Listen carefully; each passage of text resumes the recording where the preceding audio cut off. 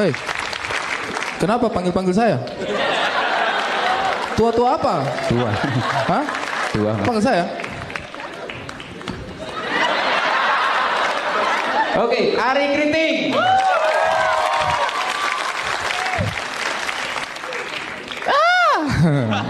Assalamualaikum warahmatullahi wabarakatuh.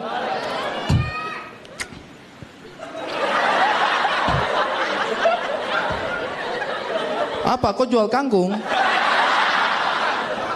Saya punya kampus itu Institut Teknologi Nasional Malang. Saya ambil jurusan planologi, merencanakan kota. Padahal merencanakan masa depan saja masih susah ya.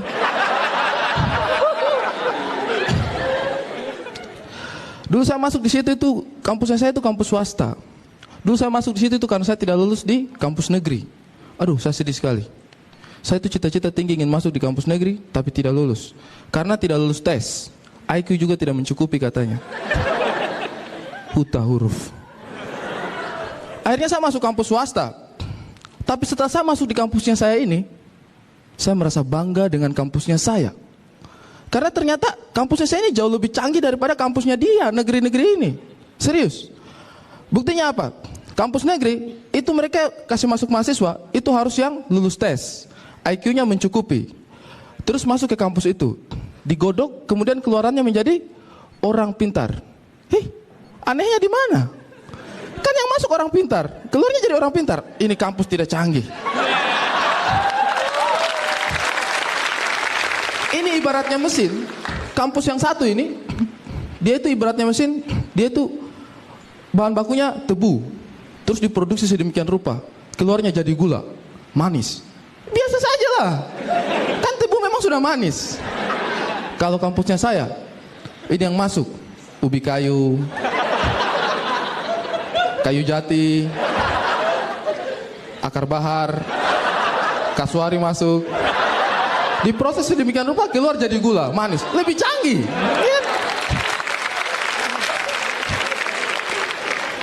Ya, habis bicara begini nanti saya punya rektor telepon ini. Ari, kau punya ijazah S1 sudah saya tanda tangani.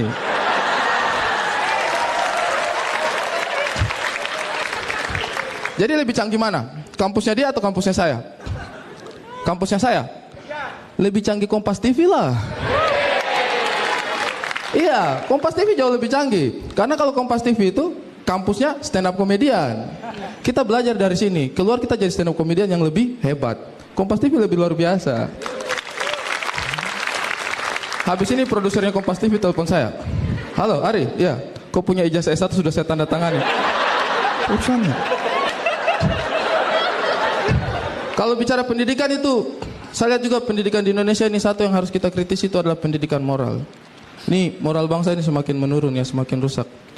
Saya lihat itu karena memang pendidikan moralnya itu banyak yang suka salah sasaran. Sejak awal dulu itu, pertama zamannya saya itu namanya tuh PMP. Tahu kan PMP? Masa saya tua sendiri di sini?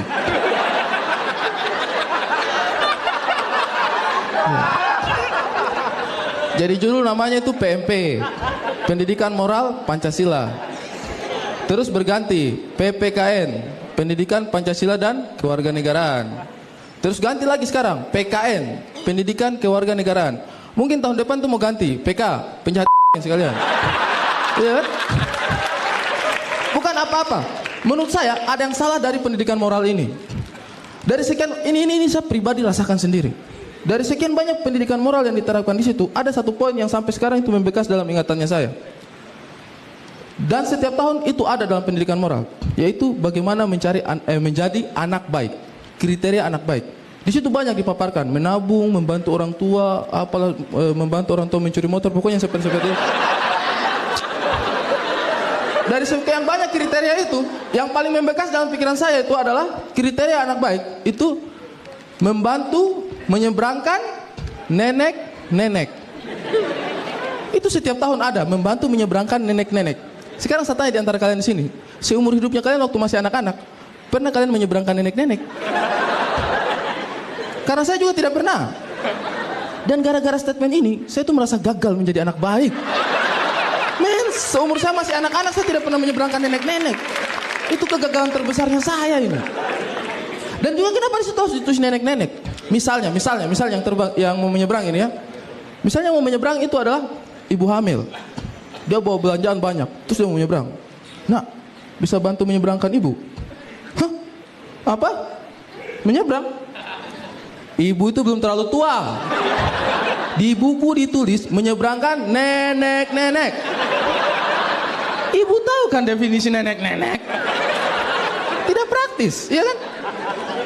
Dan akhirnya saya selidiki, kenapa saya merasa gagal menjadi anak baik? Oh ternyata penyebabnya itu adalah karena waktu kecil saya itu gagal menyeberangkan nenek-nenek satu kali pun. Akhirnya saya cari penyebabnya, ini kenapa bisa terjadi. Akhirnya saya temukan sampai pada satu kesimpulan. Ternyata kita gagal menjadi anak baik berdasarkan teori dari buku PPKN tadi ini. Itu karena jumlah nenek-nenek tidak sebanding dengan jumlah anak baik. Indonesia itu kekurangan stok nenek-nenek yang untuk diseberangkan tidak ada. Jadi saya ini memutuskan untuk bisa mendedikasikan hidup saya untuk membuat anak Indonesia menjadi lebih baik. Jadi di masa tua saya nanti, setiap hari saya akan berdiri di pinggir jalan. Saya Ari Kriting, selamat malam. Oke, saya panggilkan lagi teman-teman saya tadi yang sudah hadir. Ada Gilang Baskara, tepuk tangan untuk Gilang Baskara. Ada Pulung Siswantara, keren ya. Karena kita mahasiswa dan para dosen. Asik. Jadi mahasiswa tuh nggak enak ya nggak? Apalagi harus bikin tugas, udah tua gini masih harus bikin tugas. Apalagi saya. Kenapa? Saya ini sudah paling tua di kampus. Saya kalau bikin tugas kelompok itu harus satu kelompok sama yang dari Panti Jompo. Kenapa sih mahasiswa selalu mengeluh membuat tugas? Kalian nggak tahu susahnya, pura-pura koreksi dan pura-pura kasih nilai. Nggak tahu nih. Dia bilang dia pura-pura ngoreksi. Mahasiswa kan juga pura-pura ngerjain. Ya nggak? Kita kan tinggal copy paste dari internet. Iya, tinggal copy paste gigi. Tapi betul, kita kan tinggal copy paste. Gampang kan? Ctrl C, Ctrl V. Kita juga gampang, tinggal nama sama name kalian, Ctrl Alt Del. Oke, terima kasih semuanya.